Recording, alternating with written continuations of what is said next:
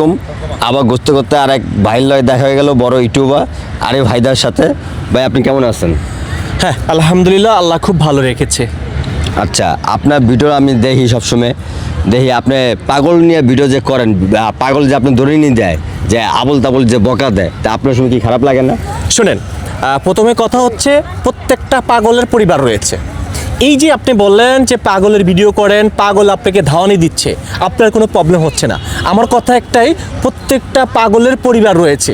দেখুন, আমরা যখন এই কন্টেন্ট ক্রিয়েশন শুরু করেছি, তারপর থেকে আমরা পাগলের ভিডিও দিয়ে শুরু করেছি। আজকে এই পর্যন্ত আলহামদুলিল্লাহ আপনাদের ভালোবাসায় এই পর্যন্ত আরিফায়দার হইতে পেরেছি। তো এই জন্য কথাটি বললাম, প্রত্যেকটা পাগলের পরিবার রয়েছে। আমরা পাগলের ভিডিও করার উদ্দেশ্য হচ্ছে, আমার এই ভিডিওর মাধ্যমে হয়তোবা ওনার পরিবার ওনাকে খুঁজে বেড়াচ্ছে, আমার এই ভিডিওর মাধ্যমে হাজার হাজার মানুষ শেয়ার করে হয়তোবা তাদের পরিবারের কাছে এই ভিডিওটা পৌঁছে যায়। আমার জানা হয়েছে, মানে আমার মাধ্যমে প্রায় 10 থেকে 20 জন পরিবারের কাছে আমরা সেই পাগলকে পৌঁছে দিয়েছি আলহামদুলিল্লাহ। এই পাগলে আমার মনে আছে, পাগল একবার আমার হাতে কামড়ও দিয়েছে। পাগল কামড় দুক, সেটা আমার কোনো বিষয় না। আমার উদ্দেশ্য, আমার লক্ষ্য হচ্ছে এই ভিডিওটা করে সামাজিক যোগাযোগ মাধ্যমে আপলোড করব, যাতে করে সেই পরিবার তার সন্তানকে খুঁজে পায়। আচ্ছা, আরেকটা প্রশ্ন আছে যে পাগল মানে কিছু কিছু পাগল আছে অরিজিনাল পাগল, আবার কিছু কিছু আছে পাগলের ঢং ধরে, ওইসব কি পাওয়া গেছে? মানে পাগলে মানে পাগল সাইজা থাকে।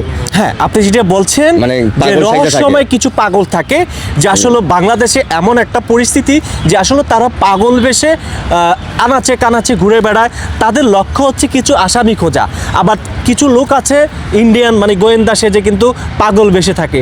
আপনাদের কিছুদিন আগে, আপনার মনে আছে কিনা আমি জানি না, মানে পুলিশ কিন্তু পাগল সেজে 2টা আসামি কিন্তু অ্যারেস্ট করেছে, বুঝতে পারছেন? তো হচ্ছে আমরা এরকম সিচুয়েশনে পড়েছি, যখন আমরা পাগলের ভিডিও করতে যাই, পাগলরা অনেক সময় আমাদেরকে ধাওয়া দেয়, কিন্তু তখনই আমরা বুঝতে পারি যে এই পাগলটা আসলে জেনুইন পাগল না।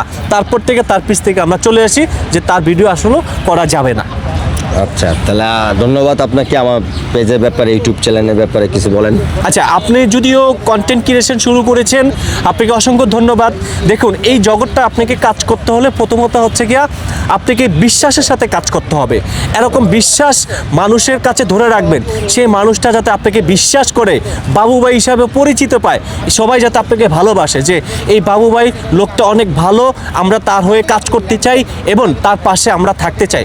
মূলত হচ্ছে আপনি যার হয়ে কাজ করেন না কেন, আপনি বিশ্বাসের সাথে এই কন্টেন্ট ক্রিয়েশনে কাজ করবেন, আজ না হোক কাল আপনি সফলতা অর্জন করতে পারবেন ইনশাল্লাহ। ইনশাল্লাহ, ধন্যবাদ। আমরা এখন আরিফ হায়দার থেকে বিদায় নিচ্ছি। ভাই ধন্যবাদ, ভালো থাকেন।